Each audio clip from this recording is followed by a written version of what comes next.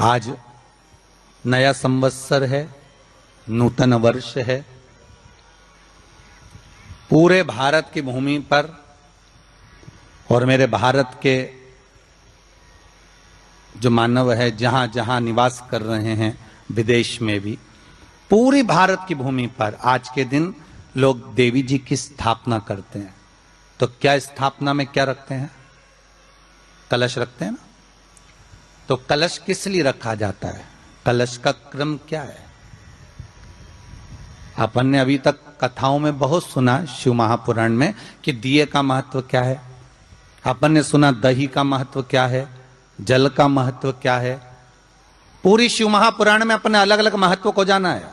पर यह नवरात्रे में जो शिव महापुराण की कथा शुरू हो रही है, नवरात्रे में जो शिव महापुराण की कथा को हम श्रवण करने के लिए बैठे हैं, इसमें हमारा एक संशय और मिटना चाहिए कि भारत की भूमि पर जब मां आद्य शक्ति की स्थापना होती है, मां जगत जननी को जब विराजमान किया जाता है, या चैत्र नवरात्रे में, शरदीय नवरात्रे में, आषाढ़ी नवरात्रे में,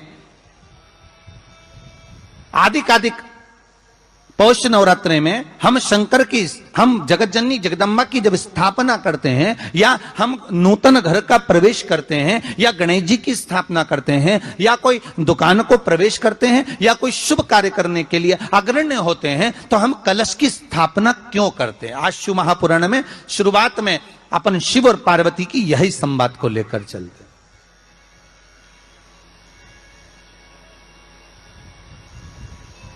आखिर कलश में ऐसा क्या है? कलश के अंदर आखिर ऐसा क्या विराजमान है कि 33 कोटि देवता उस कलश के अंदर आकर बैठ जाते हैं? महाराज,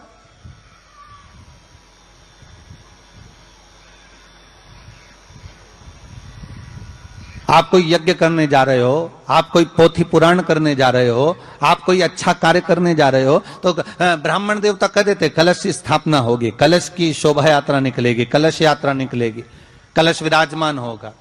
और आज हर की पौड़ी पर, प्रयागराज में, या उज्जैनी में, नासिक में जो बड़े बड़े कुंभ के मेले होते, कुंभ का मतलब भी तो कलश से होता, उसकी महत्वता क्यों है? उस कुंभ की, उस घड़े की महत्वता कहां से प्रकट हो गई? शिव महापुराण की कथा कहती है महाराज, भगवान ओघड़दानी शंकर स्वयं आद्य शक्ति जगदम्बा से कहते हैं कि जगदम्बा तू क्या चाहती है बोल। तो जगत जननी जगदम्बा कहती है कि जहां मैं हूं वहां शंकर है। ये आपने कह दिया, पर जहां शंकर है वहां पार्वती का होना जरूरी है। उसके लिए सिद्ध करने के लिए एक स्थान ऐसा बनाया जाए जहां पर शंकर विराजमान है और शंकर के साथ पार्वती विराजमान है। तो शिव जी ने कहा, पार्वती, उसके लिए मैं तुझे एक सुंदर कलश का निर्माण कर देता हूं। दुनिया का रचनाकार, दुनिया की रचना करने वाले महाराज, संपूर्ण ब्रह्मांड की रचना करने वाले, जिनको भगवान शिव ने स्वयं ब्रह्मदेव से कहा है कि ब्रह्मा जी तुम सृष्टि खंड को आगे बढ़ाइए, सृष्टि की रचना करिए। और आज ही के दिन, यही चैत्रीय प्रतिपदा के दिन, यही इसको कहते हैं नया संवत्सर, नया वर्ष। हिंदू धर्म में क्यों कहा जाता है? आज ही के दिन ब्रह्मा जी ने महाराज सृष्टि की रचना करना प्रारंभ करा था। आज ही के दिन भगवान शिव और ब्रह्मा का संवाद हुआ था। सीधे भगवान शंकर ब्रह्मदेव के पास जाकर बोले थे, हे ब्रह्मदेव, आप सृष्टि की रचना करिए। तो ब्रह्मा जी ने पूछा था, सारे नक्षत्र आपने बनाए, सारे दिन आपने बनाए, सारी घड़ियां आपने बनाई, सारा पल आपने बनाया, मनुष्य की श्वास गिनती, काउंटिंग, अर्थात मनुष्य के शरीर की रोमावली, ये सब आपने निश्चित करी है। मनुष्य की कितनी धड़कन चलेगी, कितनी श्वास चलेगी, 21,600 श्वास जो मानव के शरीर से प्रतिदिन निकल रही है, 3.5 करोड़ रोम छिद्र जो मनुष्य के शरीर में बने हुए हैं, ये संपूर्ण बनाने वाले आप हो। एक एक घड़ी, एक एक पल, एक एक नक्षत्र, एक एक समय बनाने वाले आप हो। हर श्वास को बनाने वाले आप हो। तो आपसे मुझे कहना है कि एक निर्माणकर्ता ब्रह्मदेव, आप ब्रह्मा जी कर रहे हैं, तो एक काम करो ना कि सृष्टि की रचना भी आप करो। भगवान ब्रह्मा ने शिव जी से कहा कि सृष्टि की रचना आप करिए।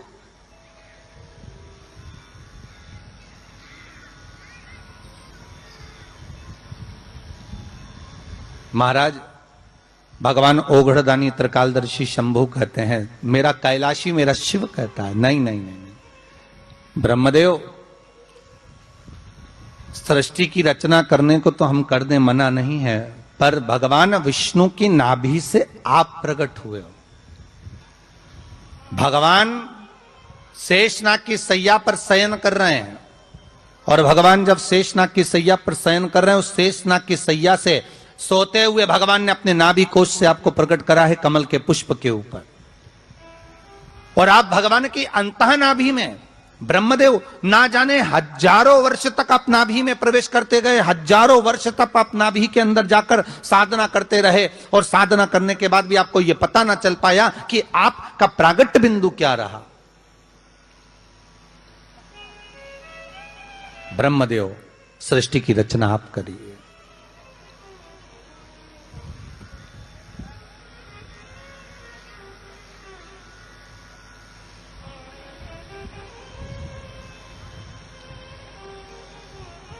ब्रह्मा जी कह रहे हैं, नाथ इस सारे ब्रह्मांड को रचना करना है, कर दूंगा, मना नहीं है, पर रचना करता भगवान ब्रह्मा जी कहते हैं कि मैं संसार को एकाग्रित करूं, उससे पहले 33 कोटि देवताओं को मुझे एकाग्रित करना है, और सारे 33 कोटि देवता एक जगह पर आकर विराजमान हो जाएं, ऐसी कोई व्यवस्था करना है। शंकर भगवान ने कहा, बनाओ ब्रह्मदेव, तुम निर्माण करो। ब्रह्मा शास्त्र कहता है कि भगवान शिव स्वतः, शंकर तो शंकर है, भगवान शंकर ने एक मट्टी का सुंदर सा भाग ढेला एकत्रित करा, उस ढेले से भगवान ने एक सुंदर कुंभ का निर्माण करा, एक सुंदर कलश का निर्माण करा।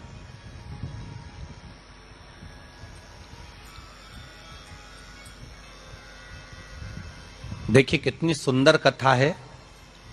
अगर आप लिंग पुराण में इस कथा को निकालोगे तो एक आनंद की अनुभूति और होगी। अगर किसी के मन में संशय हो कि यह कथा कहां से ली गई है, तो लिंग पुराण में से आप इसको निकालिए।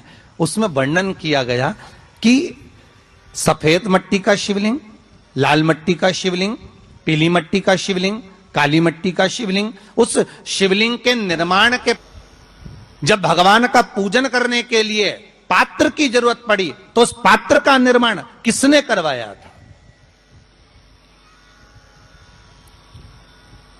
और सबसे पहला पात्र निर्मित, सबसे पहला पात्र का निर्माण, ये तांबा, सोना, चांदी, पीतल, इनके पात्र तो बाद में बने साहब। सबसे पहला पात्र बना ही काय का था? जम के बोलिए जरा, काय का बना था? सबसे पहला पात्र था ये मिट्टी का।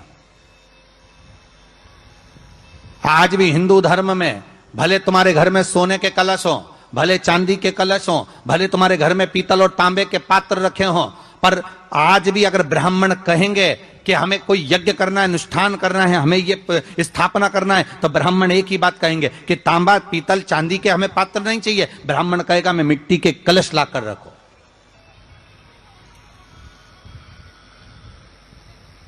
हमें मिट्टी के कलश चाहिए। और कितना बड़ा प्रमाण है जी, शास्त्र का प्रमाण देखिए कितना बड़ा है।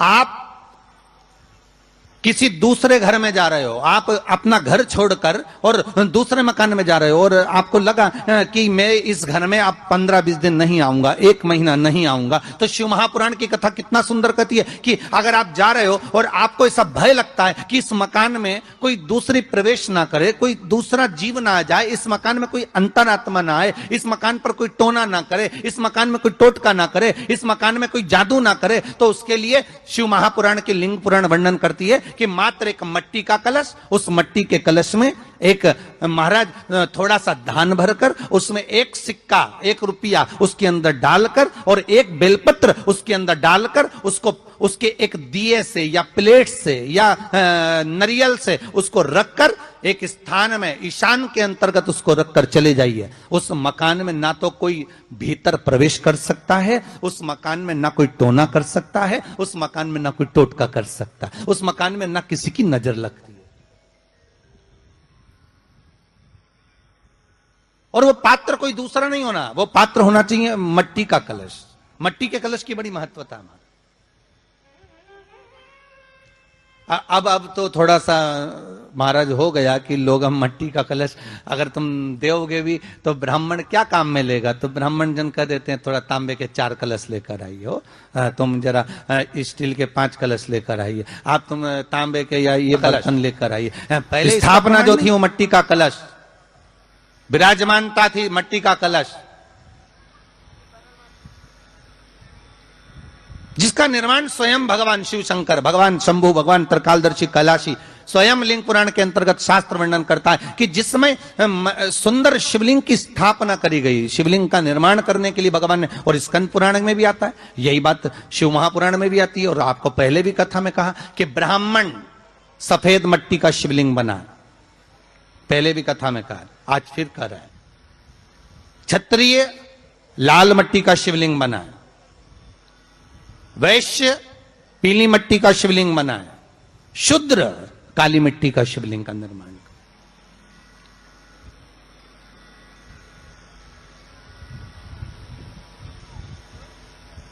काली मट्टी का शिवलिंग का निर्माण कर।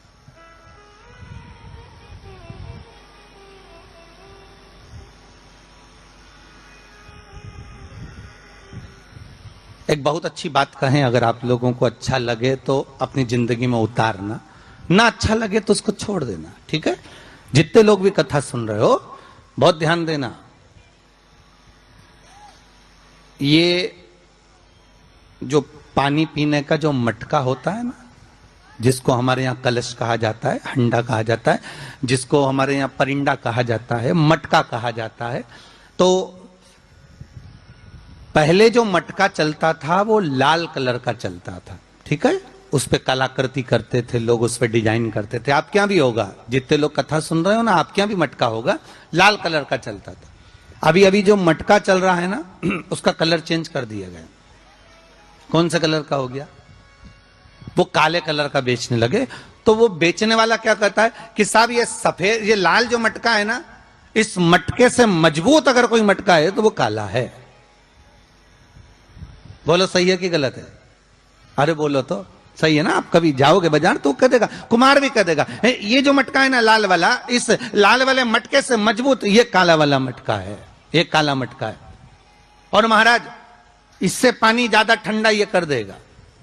पर शिव महापुराण की कथा, लिंग पुराण की कथा कहती है, और अगर आपने बैसाख मास की कथा को श्रवण कराओ, बैसाख की एक कथा होती है, उसको अगर आपने श्रवण कराओ तो उसमें वर्णन आता है कि घर के अंदर जहां पर आप पानी पीते हो, जिस स्थान पर अन्नपूर्णा निवास करती है, जिस स्थान पर अन्नपूर्णा का वासा होता है, रसोई घर में जहां पर भोजन बनता है, उस स्थान पर काला मटका नहीं रखा जाता।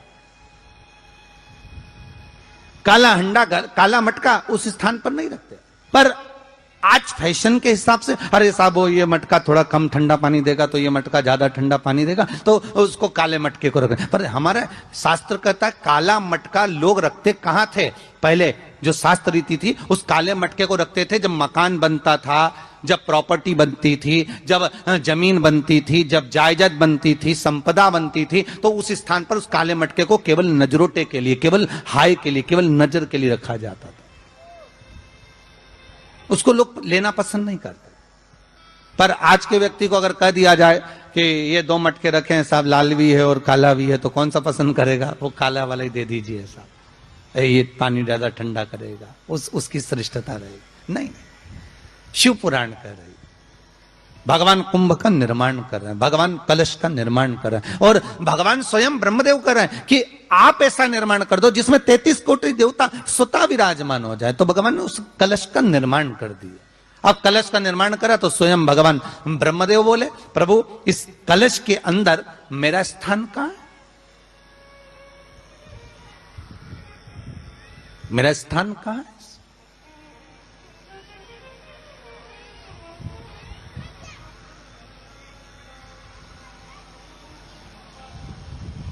बहुत ध्यान देना महाराज, कलश का जो मुख होता है, उस मुख पर भगवान विष्णु का स्थान होता है। किसका स्थान है? भगवान विष्णु का। थोड़ा सा नीचे आओगे, जहां से कलश का मुख दबा हुआ होता है, वह जगह भगवान स्वयं शिव की होती है। किसकी जगह है? भगवान शंकर की। कलश का अग्रभाग, नीचे का भाग जहां से फैला हुआ होता है, वहां ब्रह्मा का आधिपत्य स्थापित होता है। फिर कलश का जो नीचे का भाग होता है वो भगवान शिव और शक्ति का स्थान होता है। कलश के बाहरी भाग में, जहां पर बाहर का हिस्सा होता है, उस कलश के बाहरी भाग में 33 कोटि देवताओं को भगवान शंकर ने लाकर विराजमान किया होता है। महाराज भगवान शंकर 33 कोटि देवताओं को निमंत्रण देकर उस कलश में विराजमान कर दिया।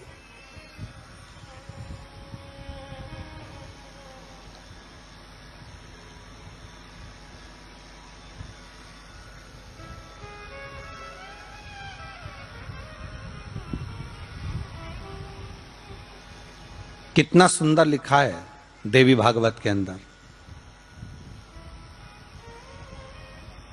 कि जहां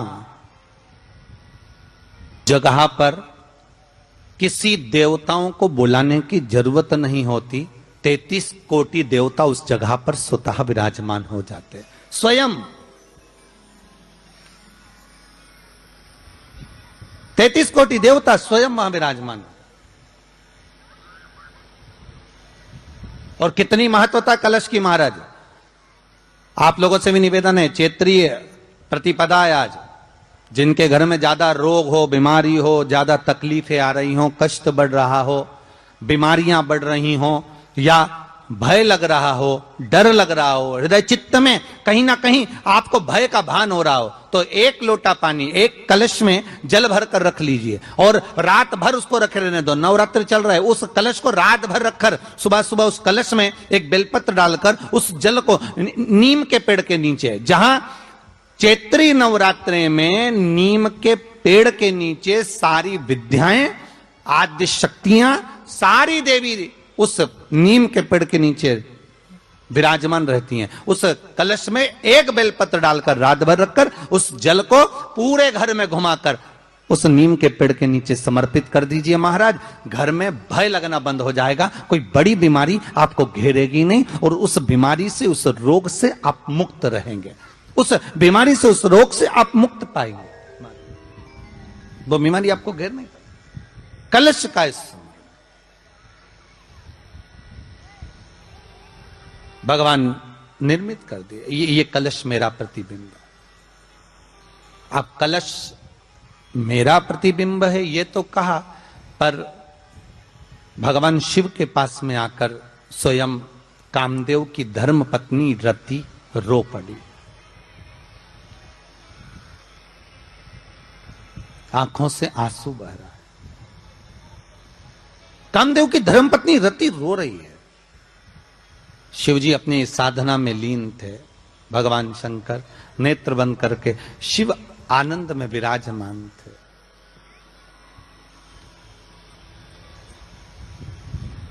नेत्र बंद बाबा।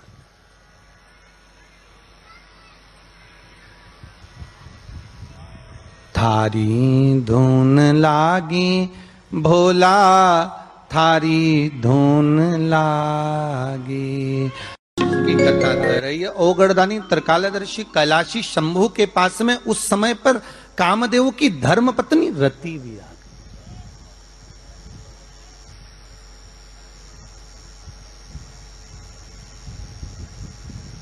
जिसके नयनों में जल भरा हुआ। शिवजी ने पूछा, बोलो रति, आप और यहां जब आपका पति जलकर भस्म हुआ तो हमने वर दिया था आपके पति को कि ये भगवान कृष्ण का पुत्र बनकर मिलेगा आपको। फिर क्यों आप यहां पर आई हो? क्या हो गया ऐसा? क्या चाहती हो आप? फिर आने का कारण क्या है आपका? किस लिए पधारी हो आप? महाराज, मेरा पति जो जलकर भस्म हुआ था, उसके भस्म होने पर मेरे ऊपर भी केस लगाया। तो भाई केस तुम्हारे ऊपर किसने लगा दिया? ऐसा क्या हो गया कि तुम यहां मेरे पास में आई? प्रभु, बात इतनी सी है कि मेरा पति जब आपके नेत्रों की ज्वाला द्वारा जलकर भस्म हो रहा था उस समय पर वो आम के पेड़ पर बैठा हुआ है।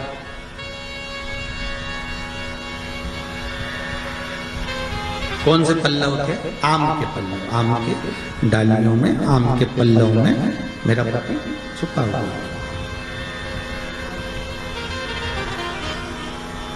तो फिर क्या चाहती है भगवान से? मां रति कह रही है, दिक्कत केवल इतनी सी है कि मेरा पति जलकर भस्म हुआ, वो आपने वर दे दिया कि वो कृष्ण के पुत्र बनकर हमें मिल जाएंगे, वो हम मान रहे हैं, सब जानते हैं हम, ठीक है। पर दिक्कत इतनी सी है कि जिस आम के पेड़ पर मेरा पति बैठा हुआ था, उसके चक्कर में वो आम का पेड़ भी जला। तो वो आम का पेड़ जो जला, उसने मुझसे कहा है कि पति का तो उद्धार हो गया, पर हमारा उद्धार कैसे? अब देखिए, कई लोग कहते हैं प्रश्न करने वाले पीछे नहीं हटते महाराज, बहुत प्रश्न करते हैं और प्रश्न कर कर पूछते हैं, गुरुजी ये कलश के ऊपर आम के पत्ते क्यों लगते हैं? उसका उत्तर है, ध्यान दीजिए। प्रश्न बहुत है तो उसके उत्तर भी बहुत है, बस उसको समझने वाला चाहिए। और आप लोगों को तो आज बहुत बहुत भगवान ने कृपा करी है, जो आप पहले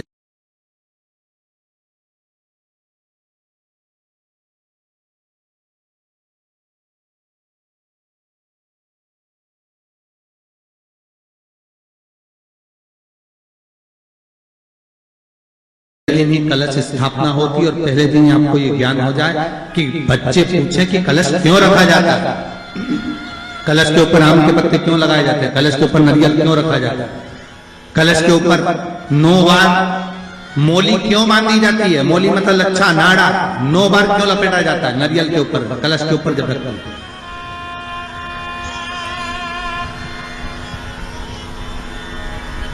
कलश के ऊपर जब जब श्रीफल रखाता है, नारियल रखाता है, तो उस पर 5 बार 7 बार मोली नहीं लपेटी जाएगी, तो 9 ही बार लपेटी जाएगी, 5 या 7 बार लपेटते।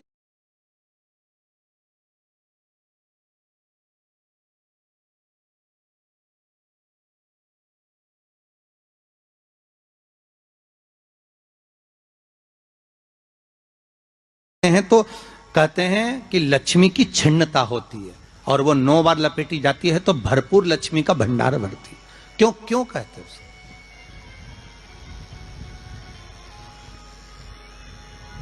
महाराज आम के पल्लव, तो मैं केवल आपसे इतना सा निवेदन करना चाहती हूँ, आपसे केवल इतना कहना चाहती हूँ कि प्रभु मेरे मन का संशय मिटा दीजिए, और जो आम का वृक्ष मेरे पति के साथ जलकर भस्म हुआ है उसकी विनती को आप स्वीकार कर लीजिए, आप उसके लिए भी कुछ कृपा कर दीजिए।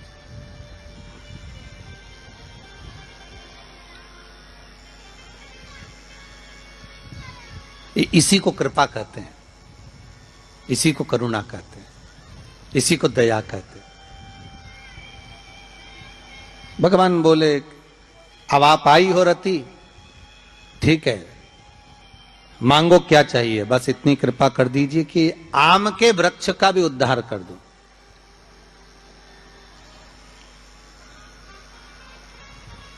शिव जी ने कहा हम वर प्रदान करते हैं रति,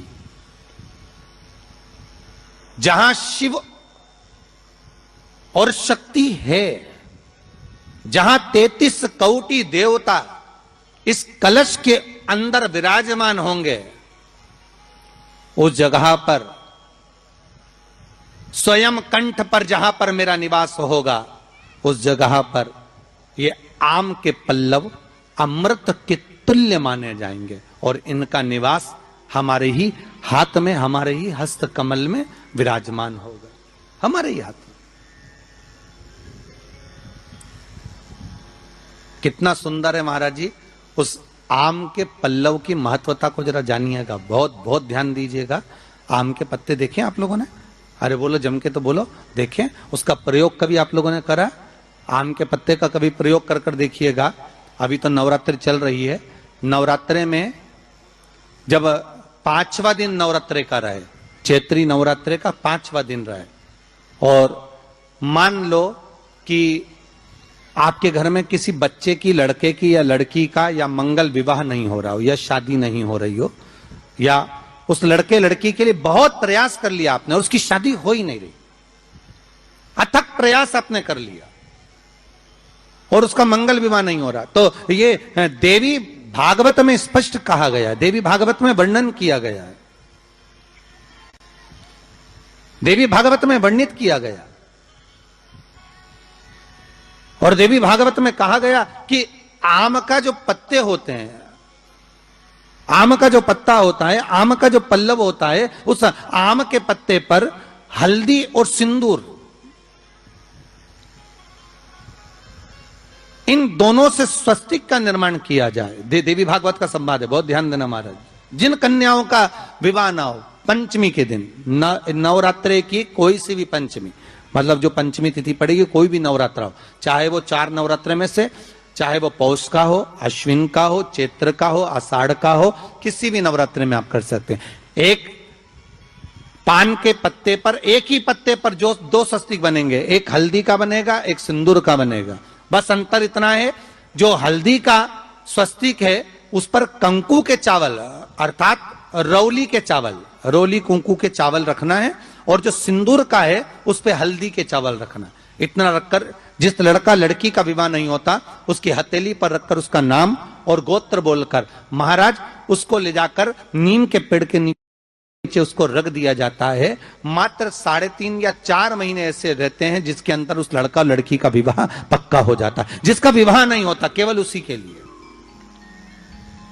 जिसका मंगल विवाह ना हो रहा, आम के पल्लव में शिव का वर प्रदान है, आम के पल्लव में शंकर का आशीर्वाद, आम के पल्लव में शिव का आशीर्वाद।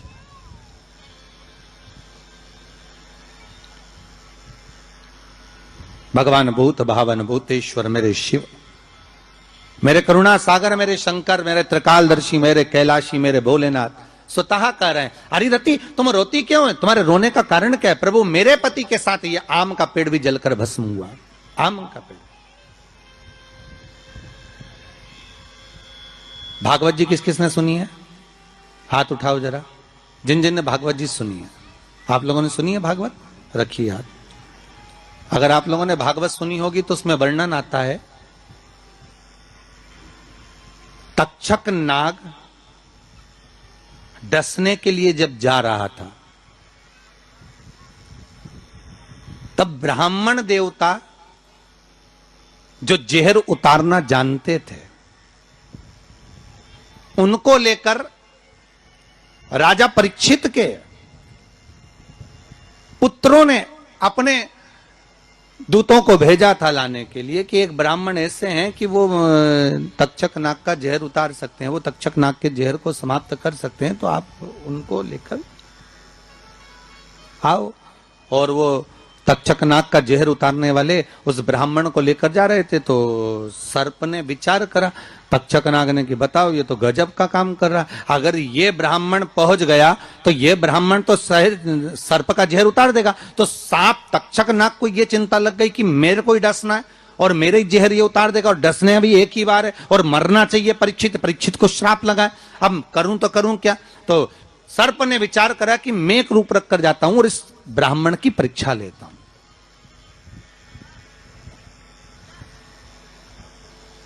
सर्प रूप रख कर गया। भागवत आप लोगों ने श्रवण करी होगी। तो जब तक्षक रूप रख कर गया और उस ब्राह्मण के पास में जाकर पूछा कि ब्राह्मण देवता ये बताओ कि आप कहां जा रहे हो, तो ब्राह्मण बोला आपको नहीं मालूम, राजा परीक्षित को सांप डसने वाला है तक्षक नाग और मैं जहर उतारना जानता हूं। अच्छा आप जहर उतार दोगे? हाँ। तो किस लिए जा रहे हो? जहर उतारने के लिए। तो जहर उतारने क्यों जा रहे हो? तो कहा राजा है राजा, जब राजा का जहर उतारेंगे तो मुद्रा भी कितनी मिलेगी आपको मालूम नहीं? श्री शिवाय नमस्तुभ्यम। दर्शकों, आप सभी पर माँ भगवती की कृपा सदैव बनी रहे। आज की इस वीडियो में आप विस्तार से जानने वाले हैं कि नवरात्रि में पहले दिन की पूजा